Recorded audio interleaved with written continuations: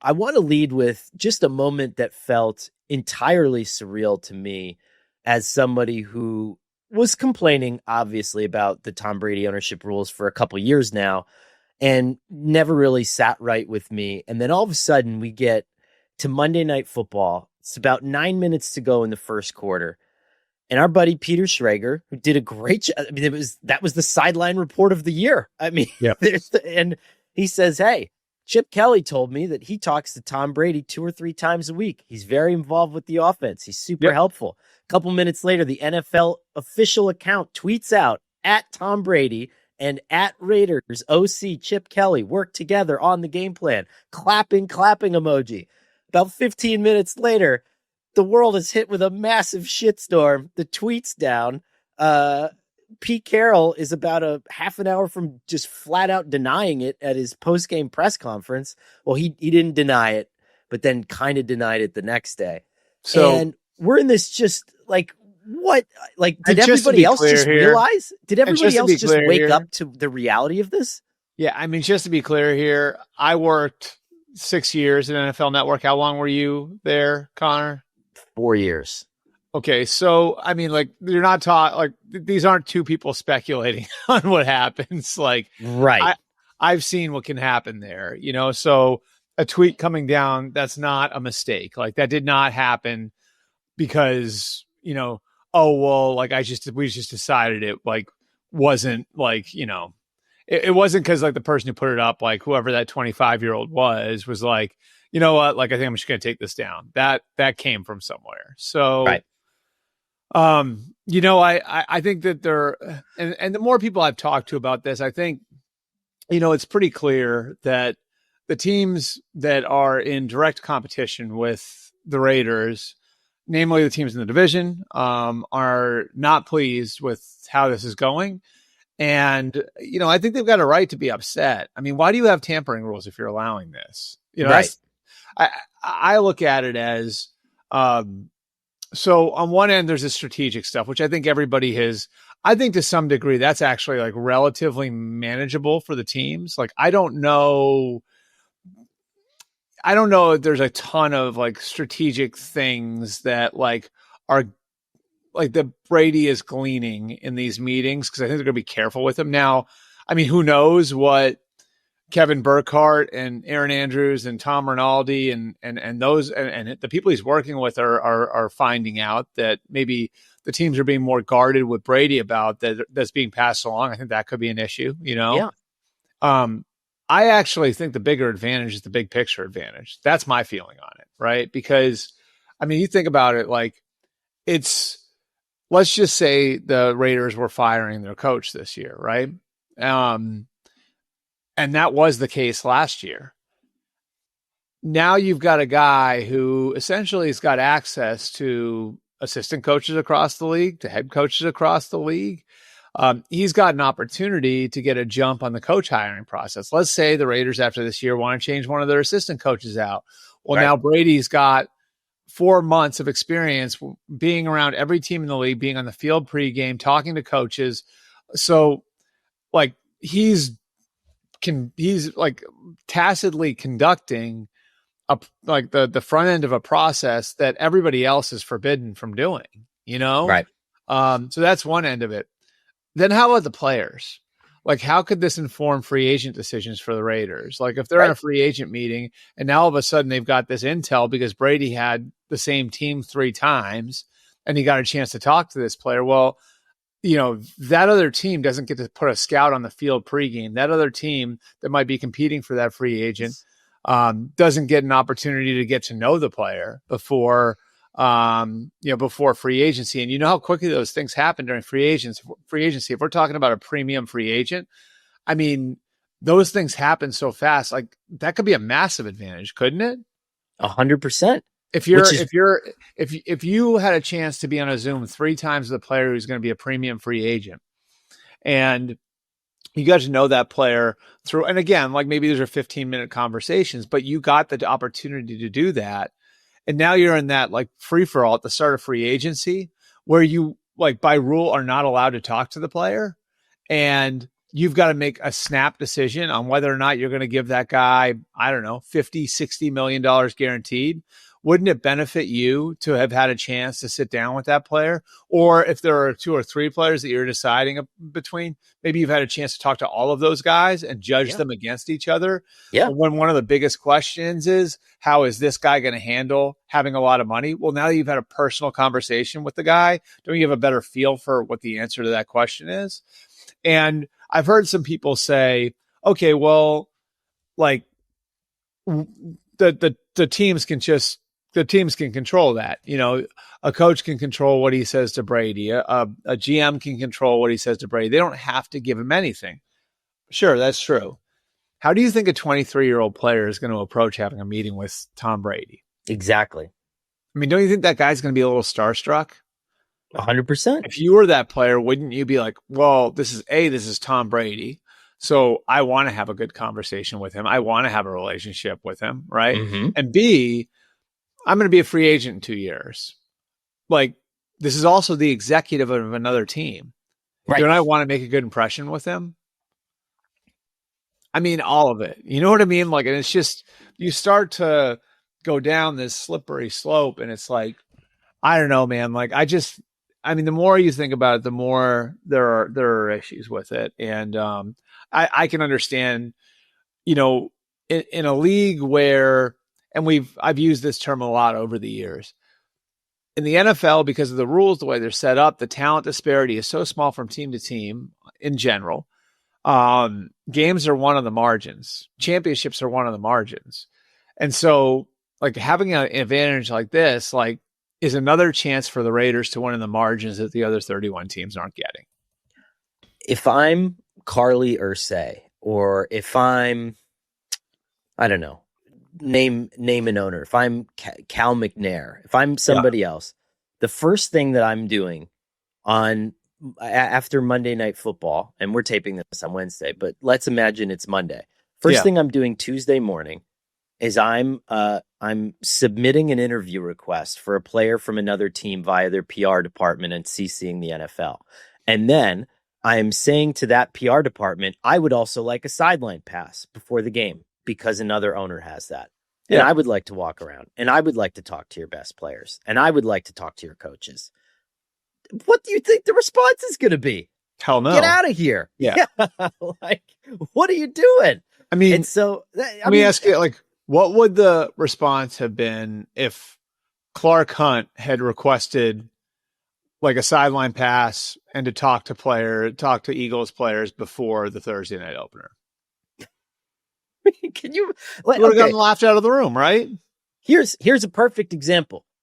Sean Payton and the Dolphins got fined draft picks and hundreds of thousands of dollars for essentially doing what Tom is doing legally through Fox every week. You know what I mean? Like, it's insane to me. I mean, I'm just saying, when the Dolphins were courting Brady and Peyton and trying to pair them together in Miami, and, you know, I just think, and again, here's the thing that I think is important to say. I have a piece out on it today that says it, even though people who have read it so far seem to ignore it. This comes down to how you feel about Tom Brady. Period. Full stop. Okay. If you subscribe to the reality that Brady is the plucky 6th round pick who rose through the ranks and is the American dream and is the epitome of hard work, then you don't see anything wrong with this. And this whole thing is, what are all these guys that I'm listening to and reading talking about? If it's the other way, and you say, wasn't that the guy whose coach got caught illegally videotaping practices and then almost got caught doing it again in a game? Wasn't that the guy who, like, destroyed his cell phone in 10,000 text messages during an investigation? Wasn't that the guy that just so happened to show up at the same ski loft as Matt Stafford that one time during free agency, right when he became an owner?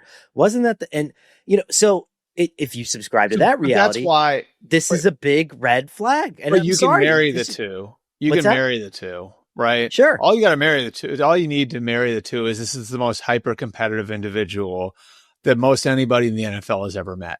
Right? This is the most hyper competitive person who will walk over his own family to win games, right? Like, and I don't mean that literally. Tom's a very good family man, so don't take that the wrong way. It's a figure of speech, but this is a guy who is the most competitive person almost anybody who's ever met him has encountered. And so the idea that within the rules, he wouldn't take advantage of this is just, I don't know, anybody who's been around Brady wouldn't believe that he would do that, you know? And from the league's perspective, the lack of foresight in seeing this, because they wanted the shiny name on the Fox marquee for the Super Bowl, they didn't do nearly enough to combat this. And I really, like, to me, the crazy thing is like rolling back the rule this year as he's become more involved, right? They rolled back like now we're going to let him in the production meeting. Like what prompted that? Like, huh?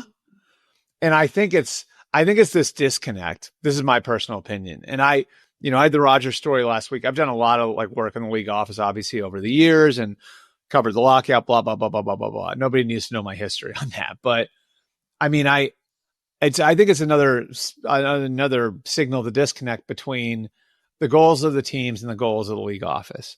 And the league office can say that they want competitive balance and can say they want, like the league's concern is the entertainment product, right? Like that, the rules, right? How come they have changed rules to promote the passing game, right? How come they wanted to get the tush push out of the game? Everything for them is about the entertainment product, right? And making the entertainment product feel as big as possible. And I made this point to you off the air yesterday, Conor. There's a reason why ESPN paid $18 million a year for Joe Buck. There's a reason why ESPN paid $18 million a year for Troy Aikman. It's because they had to make their broadcast feel as big as possible to get themselves into the Super Bowl rotation, because that's where it is for the league. They want all of their games to feel big and grand. And how can we do that? And how can we make every game feel like an event? Because they have me and you, right? Like they have the people who are locked in on football. They're the dealers and we're the junkies, and they have all the crack, right? Like, so they have us.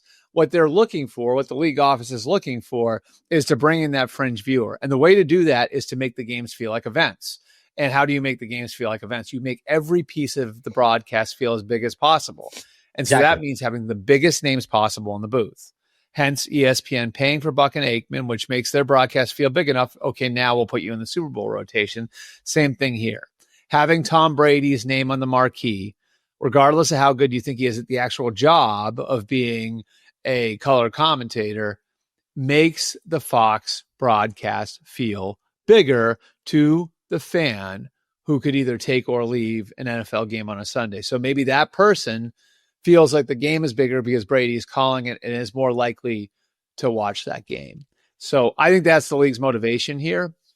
And the team's motivations obviously are going to be to give them to keep the playing field as level as possible and not have one team have an advantage over the other. So I do think you have some competing interests here, the league office versus what the individual teams might want.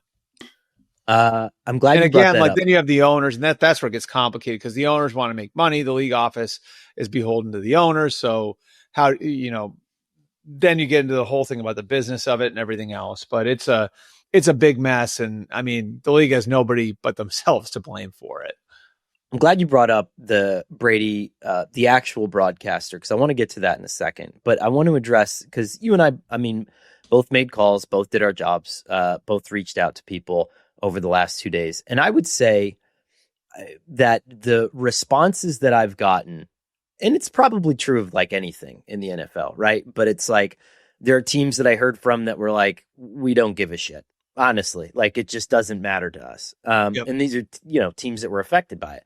There's teams that were like, we thought we would give a shit, but we don't think we're going to end up giving a shit. Right. And then there are teams like, you bet your ass we're giving a shit. Like this is not cool, right? And we're pissed. And so I think that it runs the gamut. just like anything else. I know that you, in your reporting, or I don't want to put words in your mouth, but I'm guessing that you've kind of gotten the same feedback there. Yeah, I mean, I think it's sort of. I mean, I think the teams in the division are Sure. a little miffed by all of this. You know, you mentioned the name Sean Payton. He has had his issues with the league office before, right? Like, and he is No. and he is with one of those teams. The Chiefs are competing at the highest level, and you know, so that whole thing about winning on the margins is important to them.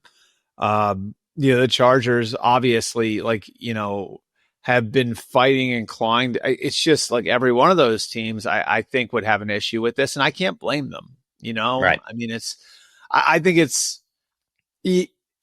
different. Like, if you have a relationship with Tom and you aren't in direct competition with him, you would be more apt to say, like, this isn't that big a deal. Like, why are we making a big deal out of this? And look, to be fair, I think when you've got the resume that Tom Brady does, you're always going to play by different rules to some degree. He's earned that. Like, I don't begrudge him that at all. Like, he is a 6-time Super Bowl champion. We've never seen a quarterback accomplish what he's accomplished, or 7-time Super Bowl champion. We've never seen a quarterback accomplish what he's accomplished. And so with that, like, you do play by different rules to some degree. So like, I just, it's hard for me to not look at this and say, this is either a complete lack of foresight by the league office or a tactful looking the other way by the league office in pursuit of what they always pursue, which is Eyeballs. the business win. Right. Right. So and this is kind of the last point I'm going to make on this. So I went back and I listened to most everything that Brady said. And by the way, just so we're clear here, Brady is playing by the rules. So this isn't about like him being nefarious or anything else. Like, they're letting him do it, you know? Right. I mean, he's abiding by the rules that were outlined to him by the NFL. And I'll read these 2 quick quotes and then I'll make my final point on this. So Pete Carroll was asked about it on Tuesday, because his initial response was, that's inaccurate. That's inaccurate. That's inaccurate. And then when asked about Schrager's sideline report, right? And then he said, we have conversations. I talk to Tom. Chip talks to Tom regularly. We have a tremendous asset. So he's basically confirming Schrager's report on the back end of denying it, right? Right. This is a classic public speaking tactic. So Tuesday, he's asked, like Pete is asked, can you see why people think this is kind of messed up? And Pete said, I think Tom has tried to honor that really strictly, with all respect to the situation concerns, like you talked about. He's not planning games with us. He's not talking to us other than having conversations. He's not talking to us other than having conversations with us, which is a great quote. They're random. They're not set up or structured in any way. He knows. He's very respectful of what he does otherwise. He's of the opinion that he doesn't want to be that kind of factor, so he's not. I reached out to the Raiders yesterday and asked them, does that mean your official position is that the sideline report was untrue? And I didn't get a response. So here's why I think all of this matters and doesn't matter. I went back and I listened to most of Brady's first 2 broadcasts, and the moments that the broadcast is humming and is excellent is when he's noticing things in real time and just saying, here's my experience.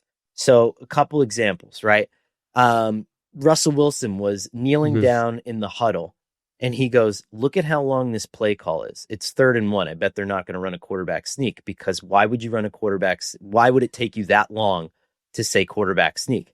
Interesting point, right? Yeah. Now, it ended up being a quarterback sneak, but still interesting point, right?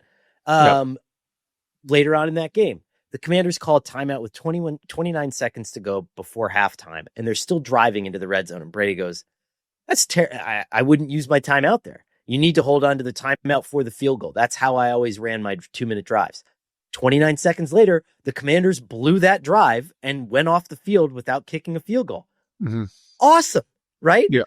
And so you don't need to be in production meetings, Albert, to add value. And if you just took that away from him and allowed him to be Tom Brady in the booth, I think everybody kind of stops freaking out about this a little bit. And it's just one little thing that you can tweak to make everybody sleep a little bit better at night. No?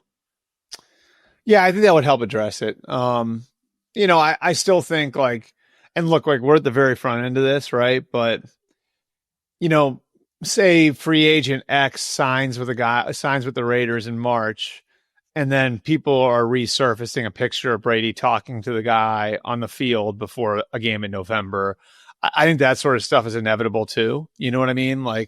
So I'm with you. I don't think that there's a way to fix this to a level where there's no problem at all. You know what I mean? I just don't. Right. And I actually think I think Tom has the ability to be really good at this.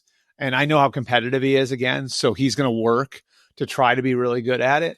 I actually think the answer, I actually think he might be better in studio than he would be on games. Yeah, because if you go back and you look at the clip from last week on him on quarterback development from him is phenomenal. And I agree with every word of it. And not that he needs my validation on that topic. Right. But, I mean, that's, yeah. But yeah, I mean, I listened to it. It's like, that was freaking awesome. And if he was in studio, he could do that.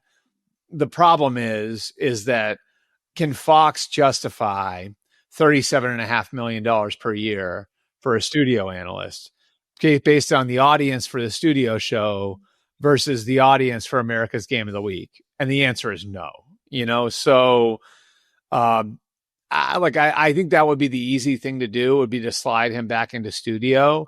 But it's just not going to happen based on the economics of it. So I think this is something that everybody in the offseason is going to have a very real and frank discussion about. I think this is something that if I'm the league, I'm telling Tom, you're coming to the league meeting in March and we're going to put you in front of everybody and we're going to talk about this. And if you don't come, well, then you can't do the job anymore, Right. So cause they do have leverage there on him. And, I think having a real conversation about what some of the concerns are and everything else would be important.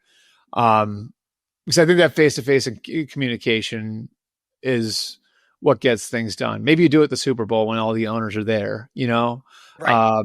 But I think that addressing it that way would be much more effective than everybody talking about it behind his back, which, I'm not telling anybody to stop talking behind his back about it because that's how we're gathering information on this. But right. I do think having the face-to-face conversation with Tom about it, the owners themselves having that conversation with him, would be a necessary step to clean this up in the off season. I mean, I think when he signed this 10-year deal, I always thought there's no way he's going to be broadcasting games in 10 years. There's just not, right? And he's going to be too into the Raiders job. I think so too. I just think when if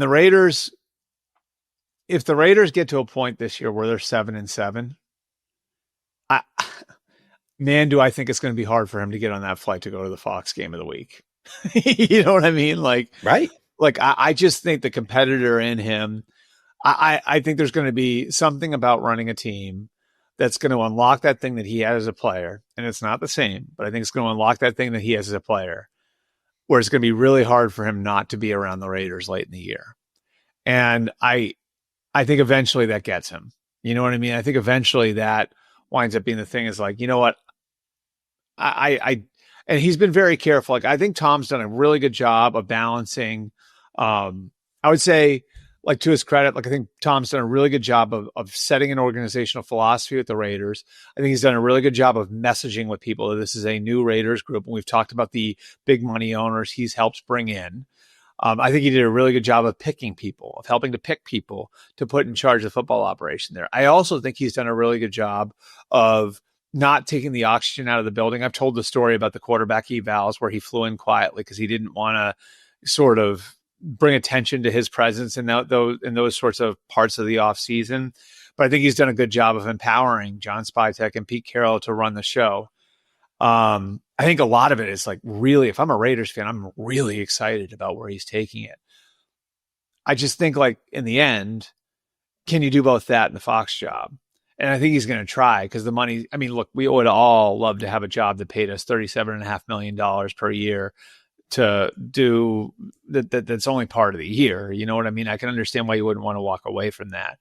I do wonder if we're going to get to the point where all that he's invested in trying to get the Raiders right, if you get to the end of this year, the end of next year, whatever it is, and the Raiders in a playoff hunt and he's on a plane to go to like, I don't know, Philly or, right. you know, he's on a plane to go to Philly or to LA or to somewhere that's not Las Vegas or where the Raiders are.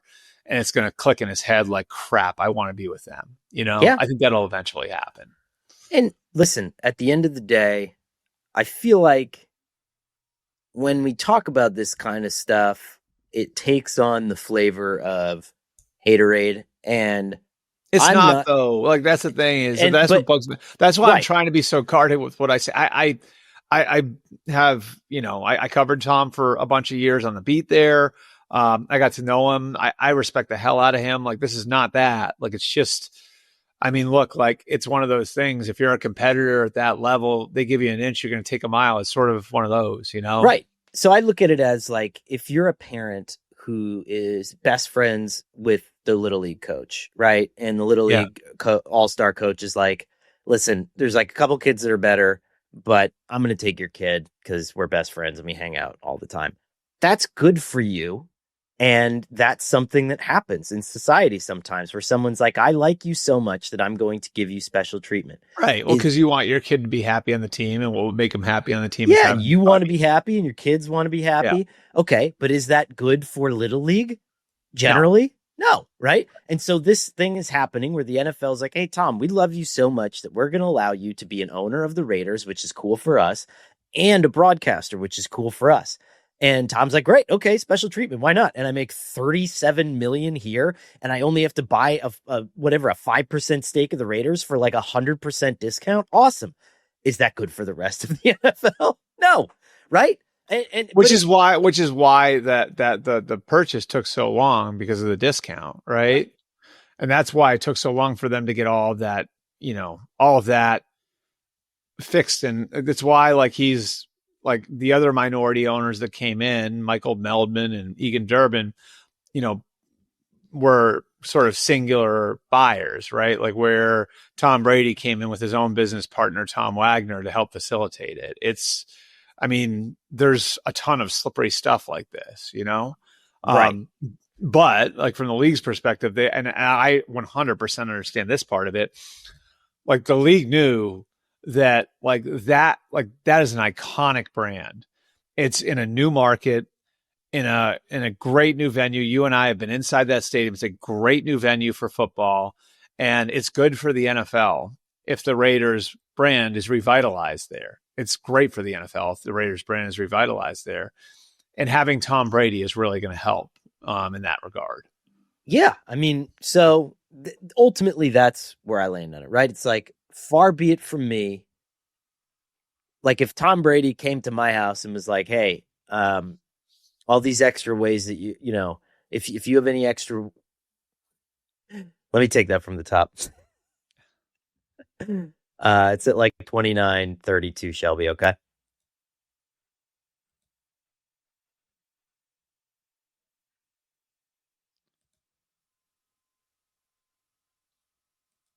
All right. Thanks. 3, 2, 1. Tom Brady came to me and said, hey, look, you're making extra money doing other stuff, and maybe I feel like it's not making you a better Sports Illustrated reporter. You should stop. Am I going to stop? No. Right? It's you know what I mean? It's like, you know, and so should Tom Brady stop because we all care about the NFL? I don't know. Right. Like it's up to the NFL to be like, dude, this has got to stop, here, Right. go away. Sure. Or listen, here's what they're going to have to deal with. Right. I wrote about it today. You wrote about it today. The Washington Post I just saw wrote about it today. I didn't read the piece yet, but the tweets are like, hey, other teams are unhappy about this. That was the tenor, I think, of our things that we had shared. This is going to keep happening. And if the Raiders win a narrow game against a team that Tom Brady broadcasted for, this is going to come up again and again and again. Right. And the NFL just has to test its resilience to how it can. I'm warning you too. It's going to happen in March. Like the Raiders are going to sign some free agent, and there's going to be some picture of Tom Brady on the sideline before a game with that free agent. And it's right after free agency, right, Connor? Yep. Is that big owners meeting. Mm-hmm. So this is a topic that is not going away. Let's talk about I say that as somebody who thinks I love where the Raiders are. I think the Raiders are in a really good spot now with the leadership that they have and with with the progress that they've made. I even look at Monday night against the Chargers. They were competitive with a really good Chargers team. They look like a team that's taking a step, and that's great for football. I mean, it'd be awesome to have the Raiders be really good again, but there's definitely a lot of questions that I think we are not even close to being done asking on this.